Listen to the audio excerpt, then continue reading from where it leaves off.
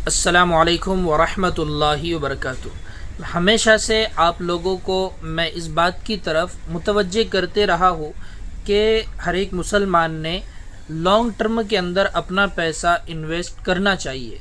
इससे पहले मेरा नज़रिया ये था कि कई मरतबा मैंने भी आप लोगों के साथ लॉन्ग टर्म नज़रिए से स्टॉक शेयर किए और ये बताया कि स्टॉक के अंदर हमें एसआईपी करना चाहिए और स्मॉल कैश के ज़रिए से उसका क्या तरीक़ा हो सकता है। ये सारी बातें मैं पहले बता चुका हूँ, लेकिन उस नज़रिए से मैं थोड़ा सा एक कदम पीछे हट रहा हूँ और म्यूचुअल फ़ंड की तरफ मेरा रुझान ज़्यादा हो रहा है। तो शरिया कंप्लायंट जो म्यूचुअल फ़ंड है उसके बारे में मैं बात करूँगा आज के इस वीडियो के अंदर। और पहले हम जो स्टॉक के अंदर स्मॉल कैश के ज़रिए से एसआईपी करते थे उसके अंदर क्या क्या ख़राबियाँ हो रही है और क्या क्या दिक्कतें आ रही है इसके बारे में बात करेंगे। और म्यूचुअल फ़ंड का एक पूरा डाटा आप लोगों के सामने शेयर करने की कोशिश करूंगा और आने वाले टाइम में आप म्यूचुअल फ़ंड के अंदर कैसे इन्वेस्ट कर सकते हो और ये बेहतरीन उसका वक्त है या नहीं, ये सारी बातें इंशाल्लाह आज की इस वीडियो के अंदर मैं क्लियर करने जा रहा हूँ। सबसे पहली बात तो मैं आप लोगों को ये बताना चाहता हूँ, इससे पहले कई मरतबा मैंने अपना नज़रिया आप लोगों के सामने यही रखा कि भाई हम खुद से स्टॉक को सेलेक्ट करेंगे जो स्मॉल कैप या मिड कैप कैटेगरी के होते हैं और उन स्टॉक को सेलेक्ट करके हमको उसके अंदर लॉन्ग टर्म में इन्वेस्टमेंट करना चाहिए। और ऐसा मैंने खुद ने भी स्टार्ट किया हुआ है और मेरे कहने पर हो सकता है आप में से भी बहुत सारे लोगों ने स्टार्ट किया होगा। लेकिन उसके अंदर क्या हो रहा है, कुछ प्रॉब्लम आ रहे हैं, कुछ दिक्कतें आ रही है, लोग कंटिन्यू मेल वगैरह कर रहे हैं इसके ताल्लुक से। तो मैंने सोचा कि ये बातें आप लोगों के साथ शेयर करना बहुत ज़्यादा ज़रूरी है। देखिए, हम ये कर रहे थे कि 15 से 20 स्टॉक सेलेक्ट कर रहे और फिर उसके अंदर स्मॉल कैश के ज़रिए से मंथली बेस पर हम एसआईपी कर रहे थे। लेकिन उसके अंदर एक प्रॉब्लम ये आ रहा है कि कुछ वक्त गुज़रता है तो वक्त गुज़रते ही मतलब क्या हो रहा है कि कुछ ना कुछ स्टॉक कंप्लायंट से नॉन कंप्लायंट कैटेगरी के अंदर आ जा रहे हैं। पहले तो वो जब हमने एसआईपी स्टार्ट किए उस वक्त कंप्लायंट थे, लेकिन एक क्वार्टरली रिजल्ट, 2 क्वार्टरली रिजल्ट गुजर गए कि वो नॉन कंप्लायंट हो जा रहे उनमें से बाज़ स्टॉक। अब उसकी जगह पर हमें क्या करना पड़ रहा है कि फिर उस स्टॉक को निकालना, उसकी जगह पर फिर दूसरा स्टॉक लेकर आना। अगर मैं अकेला उसको मैनेज करता तो सबके तो बहुत आसान बात थी, लेकिन मसला ऐसा है कि हर एक बंदा उसको मैनेज नहीं कर सकता है। अब वो नॉन कंप्लायंट हो गया, उसको निकालना है, उसकी जगह पर फिर कौन सा दूसरा ऐड करना है, इसके लिए फिर मेल कर रहे हैं बहुत सारे लोग। तो मैंने सोचा कि ये एक बहुत बड़ा प्रॉब्लम है।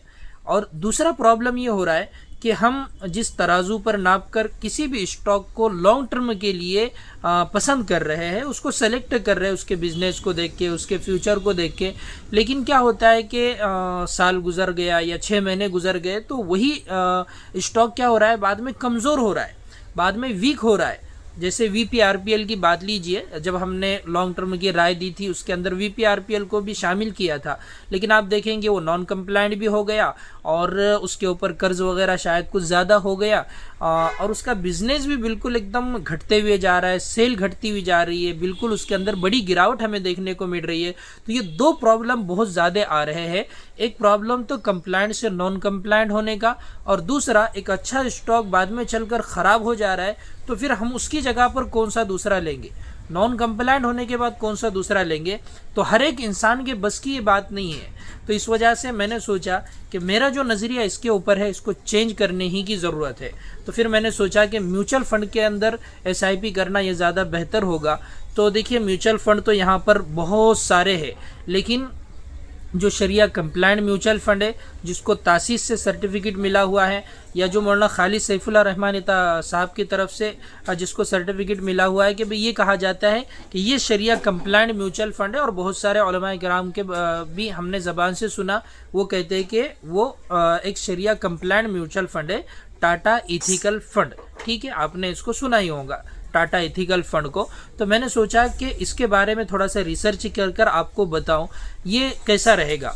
तो मुझे ऐसा लगता है कि जो मेरा नज़रिया पहला था ना, मैं उसको कहीं ना कहीं बदलना ज़रूरी है और बदल कर टाटा एथिकल फ़ंड की तरफ हमको आना ज़रूरी है। तो टाटा एथिकल फ़ंड का अभी मैं पूरा डाटा आप लोगों के सामने रखता हूँ, इसके अंदर हम कैसे एसआईपी कर सकते हैं और क्या इसका फ़ायदा है। ठीक है, तो ये सारी चीज़ें मैं बताने के लिए आप मैं स्क्रीन पर देख सकते हैं।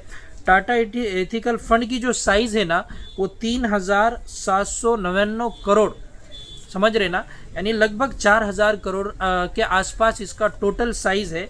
तो काफ़ी एक देखा जाए तो अच्छा खासा बड़ा ये म्यूचुअल फंड है। एक बात, पहली बात तो शरिया कंप्लायंट है उलमाए किराम की तरफ से, और दूसरी बात ये है कि इसका फंड माशाल्लाह ठीक ठाक लग रहा है। तीसरी बात ये है, अगर इसका CAGR देखेंगे यानी हर साल ये कितने परसेंट के रिटर्न देता है, तो अभी करंट इसका लेवल जो एक साल का बता रहा है ना वो लगभग 12.5% ये माइनस बता रहा है। यानी एक साल पहले आपने अगर टाटा एथिकल फंड के अंदर SIP स्टार्ट की होती तो अभी सूरत हाल ये होती कि 12% आप माइनस में होते, प्लस में नहीं कह रहा हूँ, माइनस में होते।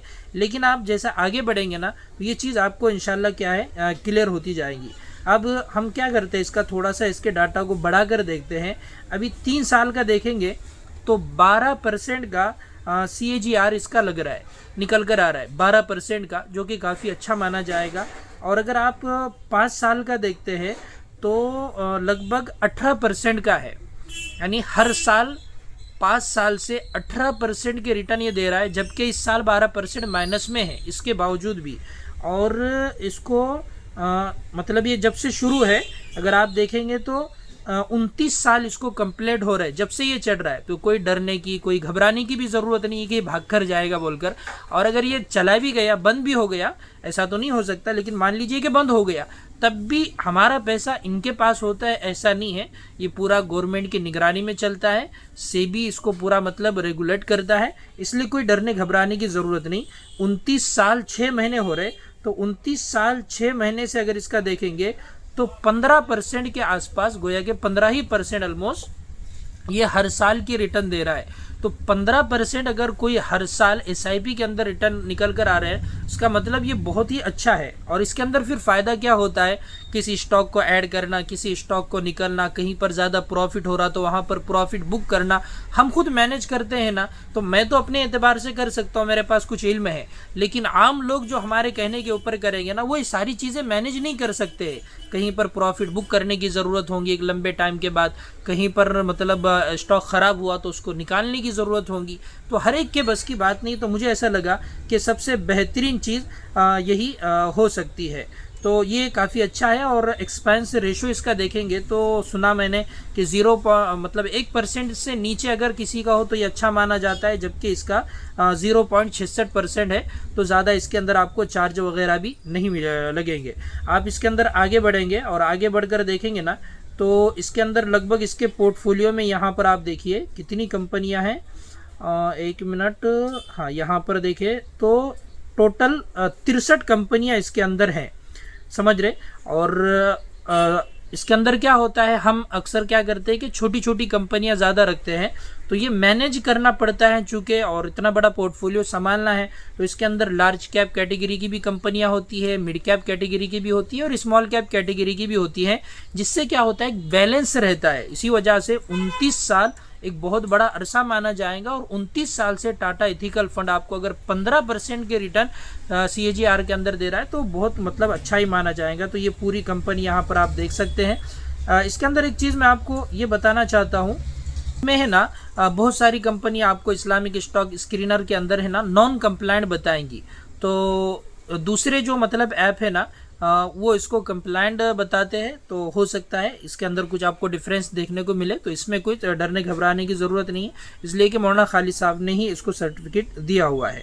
तो और काफ़ी सारे सेक्टर के अंदर भी इनका पैसा है, तो बहुत आसान है मतलब, और अच्छा भी है। आसान इस माना करके है कि आपको कुछ ज़्यादा परेशान होने की इसके अंदर ज़रूरत नहीं है। आप सिर्फ ग्रो के अंदर, आप स्टॉक के अंदर, ज़ेरोदा के अंदर, किसी भी ब्रोकर के अंदर इसको कर सकते हो।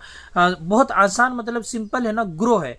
आप ग्रो को जैसे ओपन करेंगे, आपने देखिए ये म्यूचुअल फंड बोलकर दे रहा है, आप सिंपल यहाँ पर क्लिक करेंगे तो ये जो SIP वाला ऑप्शन दे रहा है ना तीसरा, आप सिंपल इसके ऊपर क्लिक कीजिएगा और स्टार्ट SIP दे रहा है बराबर।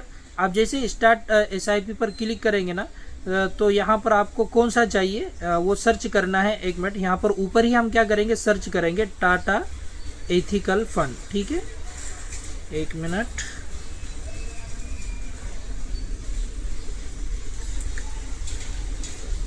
ये जो देखिए ये ऊपर आ गया टाटा एथिकल फंड, आप इसके ऊपर क्लिक कीजिएगा।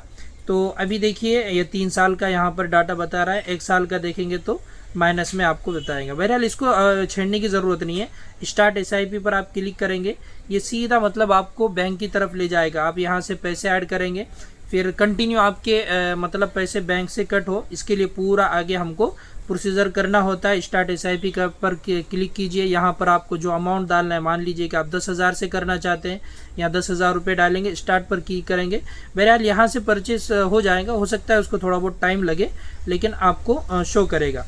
फिर आप बैक जब आएंगे इसके अंदर, और ये जो डैशबोर्ड बता रहा है ना, इसके अंदर जैसे यहाँ पर अभी कुछ भी लिया हुआ नहीं है तो नहीं बता रहा है, ठीक है। मेरा भी इसके अंदर करने का इरादा है।